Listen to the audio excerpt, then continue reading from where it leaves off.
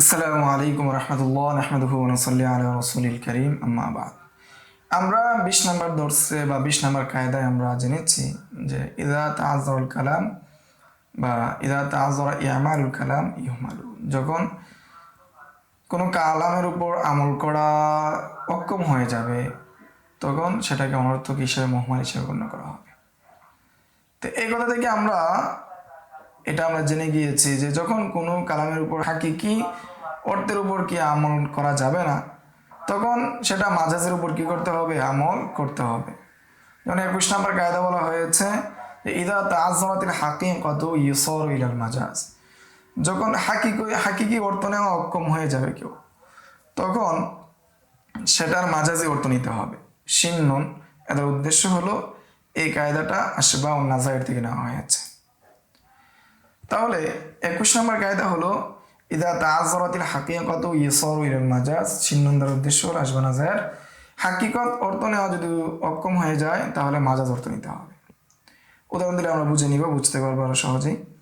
যেমন ইদা কানাতিল হাকীকাতু মুতাআজ্জিরাতান ইউসারু ইলাল মাজাজ কাযা ইন কানা মাহজুরাতান লিআন্না আল মাহজুরা শারআন আও উরফান কাল মুতাআজ্জির, যে শরীরভাবে নিষেধ হোক অথবা উরফি অথবা সমাজে প্রচলিত ভাবে অক্ষম হোক।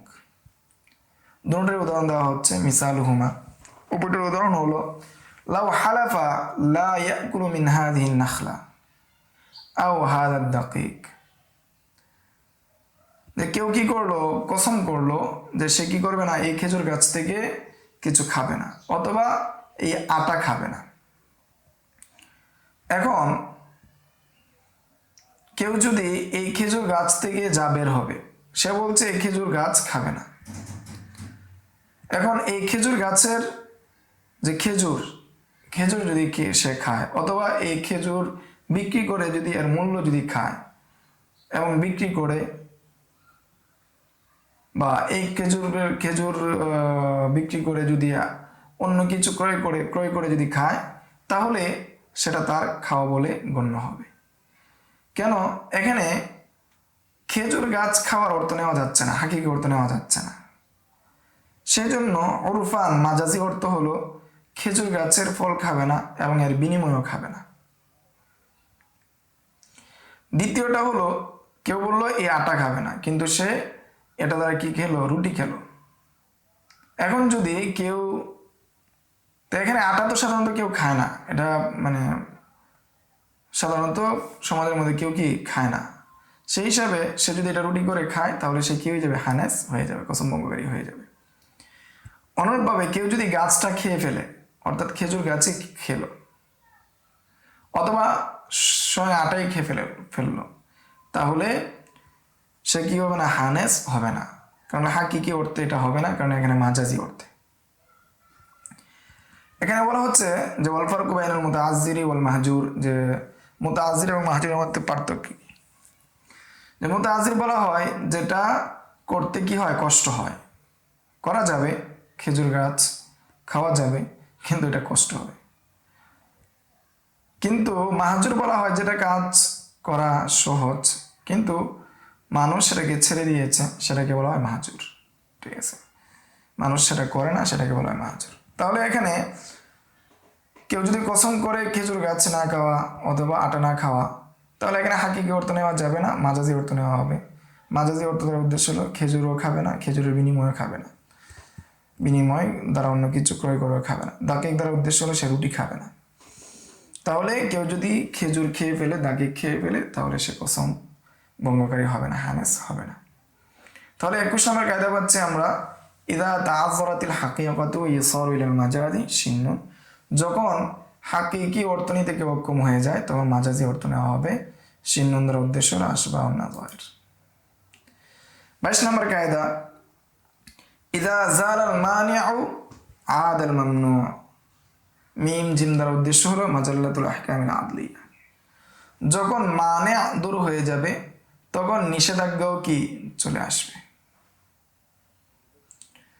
মানে দূর হয়ে গেলে নিষেধাজ্ঞা চলে আসার অর্থ কি, যে কেউ যদি কাউকে কোনো কিছু দান করে, ঠিক আছে, এখন যদি দানটা যদি হয় গরিবকে, তাহলে তো স্বাভাবিকভাবে এটা ফিরিয়ে আনতে পারবে না, এটা কি হয়ে গেছে, কুরবত হয়ে গেছে। আর যদি সেটা হয় কোনো ধনী ব্যক্তিকে দান করে, এমত অবস্থায় সে তার দানকে ফিরিয়ে আনতে পারবে না। তো ফিরিয়ে আনার কিছু শর্ত আছে, তার মধ্যে উল্লেখযোগ্য একটা শর্ত হলো সে যদি এটার মধ্যে কোনো ধরনের বর্ধন না করে। কাউকে জমি দান করা হলো, সে সেটার মধ্যে ফসল রোপণ করলো, অথবা সে একটা গড় তৈরি করলো। এখন এই গড় তৈরি করার কারণে অথবা ফসল রোপণের কারণে তার কি মানে তৈরি হয়েছে। এখন যদি এই মানেটা চলে যায়, অর্থাৎ এই গড় যদি কোনো কারণে ধ্বংস হয়ে যায়, অথবা যে ফসল লাগিয়েছিল সেই ফসল কেটে ফেলে, তাহলে মামলাটাও কি ফিরে আসবে, অর্থাৎ মানেটাও কি চলে যাবে, তখন ফিরিয়ে নেওয়ার হক চলে আসবে। অনুরূপভাবে আরেকটি উদাহরণ, এই উদাহরণের মধ্যে স্পষ্ট হয় নাই, আরেকটি উদাহরণ নিচের হাসিয়া দেওয়া আছে, আপনারা দেখতে পাচ্ছেন যে মিনহা ইদা ওয়াজাদাল মুশতারি ফিল মাবিই আইবান কদিমান, যে যদি মুশতারি কোনো পণ্যের মধ্যে পুরানো কোনো একটা কি পায়, দোষ পায়। যে একটা পাঞ্জাবি কিনে আনলেন, এনে দেখলেন যে পাঞ্জাবির মধ্যে পূর্ব দিকে কি হয়ে গেছে, একটা দাগ তৈরি হয়ে আছে, একটা কালি লেগে আছে। তখন তার জন্য সুযোগ আছে সেটাকে ফিরিয়ে দেওয়া। কিন্তু সে পূর্বে একটা দাগ ছিল, কিন্তু তার কাছে আসার পর আরেকটা দাগ তৈরি হয়ে গেল। যেহেতু নতুন দাগ তৈরি হয়ে গেল, নতুন একটা দোষ তৈরি হয়ে গেল, তখন এর মাধ্যমে তার ফিরিয়ে দিতে পারবে না। এখন নতুন যে দাগটা তৈরি হয়েছে সেটা যদি চলে যায়, যে কোনোভাবে যদি চলে যায়, তাহলে সে আবার সেটাকে ফিরিয়ে দিতে পারবে। আরেকটা উদাহরণ, মিনহা রুদ্দাতিস শাহাদাতুল আ'মা ওয়াস সাবিয়্যি লিল আমি, যদি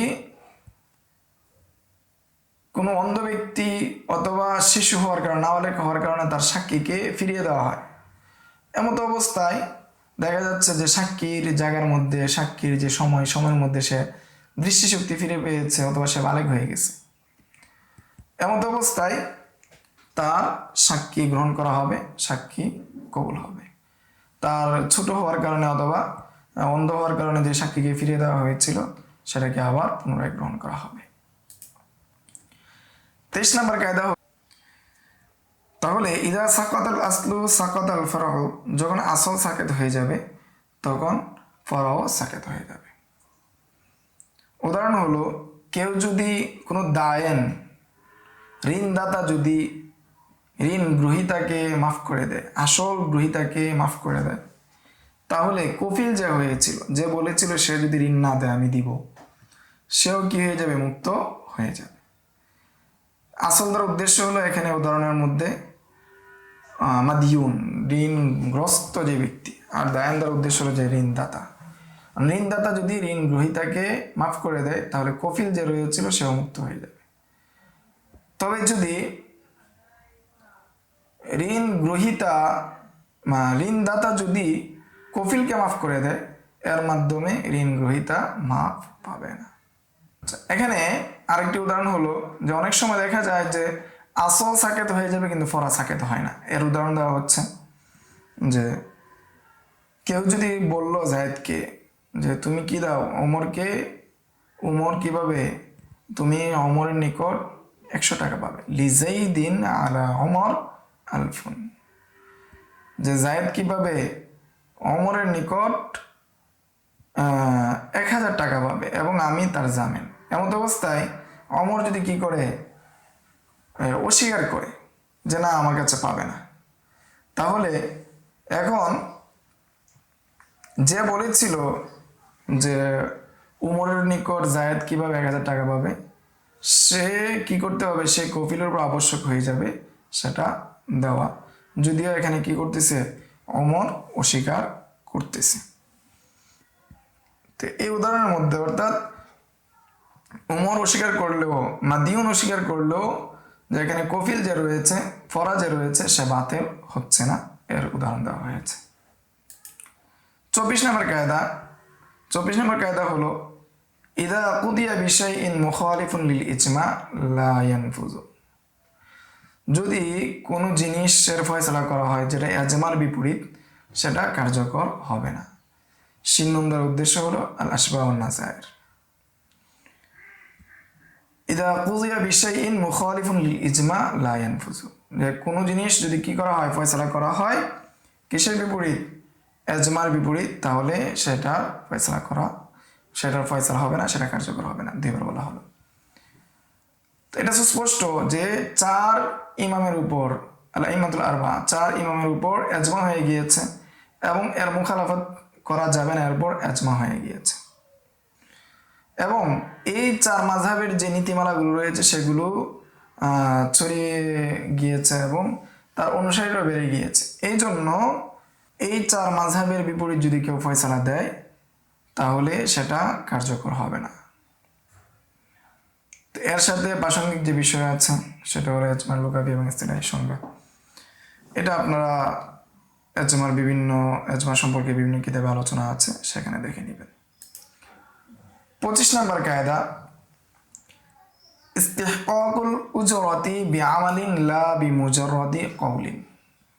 উজরতের হকদার হবে, বিনিময়ের হকদার হবে আমলের মাধ্যমে, লা বিমুজাররাদি কওলিন, এটা শুধু কৌলের মাধ্যমে কোনো বিনিময় গ্রহণ করা যাবে না।